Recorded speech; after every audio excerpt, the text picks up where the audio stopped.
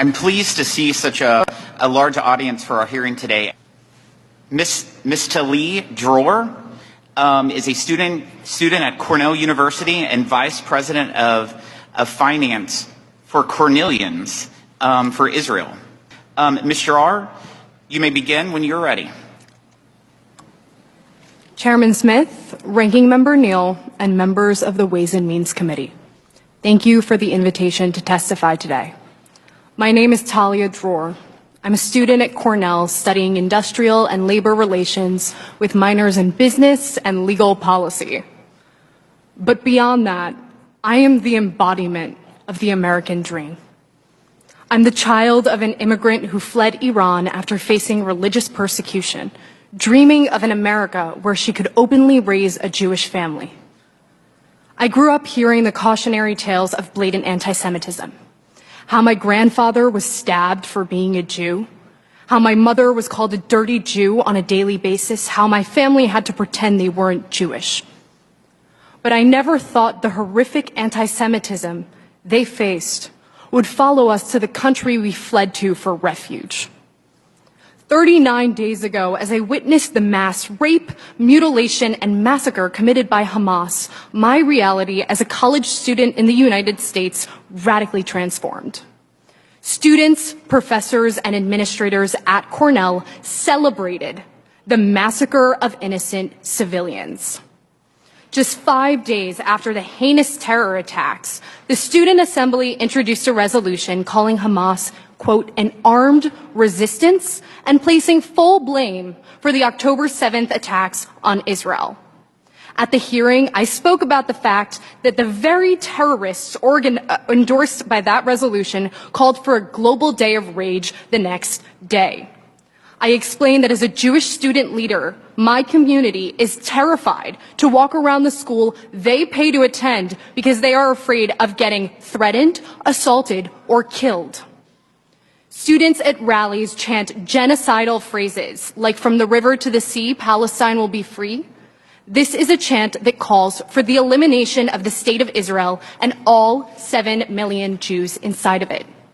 This is a chant that calls for a second Holocaust. Students scream Intifada revolution, calling for deadly terror attacks on civilians. A Cornell professor announced that he was exhilarated and energized by the Hamas attacks, by the murder of my family and friends. On October 25th, Cornell students woke up to a campus vandalized with graffiti that said Zionism equals genocide and new Intifada. That day, students walking into their classes stepped over calls for terror attacks and accusations of being genocidal for supporting the existence of the state of Israel. Cornell's administration has made firm statements on everything from Supreme Court cases to the war in Ukraine to Black Lives Matter. But in the wake of the deadliest day in Jewish history since the Holocaust, administrators have excused endorsements of terrorism under the guise of free speech. In their initial statement, they compared, quote, the loss of life in the Middle East to deaths caused by natural disasters. They allowed tensions to fester on campus, professors to use captive audiences to preach terrorist sympathies, and the targeting of Jewish students on their campus. They paved the perfect path for radicalized individuals to shift calls for the murder of Jews in Israel to calls for the extermination of Jews on campus. On the morning of October 29th, the provost, in an address to concerned Jewish parents, explained that while he understands concerns for their children's physical safety, that they shouldn't be worried. Not 7 hours later, Jewish students on campus received threats that said, quote, if I see another Jew on campus, I will stab you and slit your throat. If I see another pig female Jew, I will drag you away, rape you, and throw you off a cliff. Jews are human animal and deserve pig's death. Liberation by any means, from the river to the sea, Palestine will be free. Quote, gonna shoot up 104 West, the kosher dining hall. Glory to Hamas, liberation by any means necessary. That night, I sat in my locked house, pondering my mortality. I knew that with my roommates and I being openly Jewish community leaders, our apartment would be one of the first targets for someone looking to actualize the threats.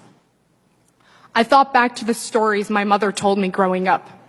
How as a young child, I found so much comfort in having the privilege of being protected by a country built on a foundation of equal opportunity and individual liberty. 2 days later, I got news that the threats were made by a fellow student. This wasn't far away. It was at the same school I worked my whole life to get into. The school I invested my family's hard-earned life savings to attend. The school that promised me they would uphold a community of belonging. Universities have failed to uphold their self-proclaimed values of equity and belonging when it comes to Jewish students. The hypocrisy is glaring. In light of horrific anti-Semitism, Jewish students on campus have been courageous and resilient, but we shouldn't need to be. American Jewish students on campus deserve better. Thank you for the opportunity to testify.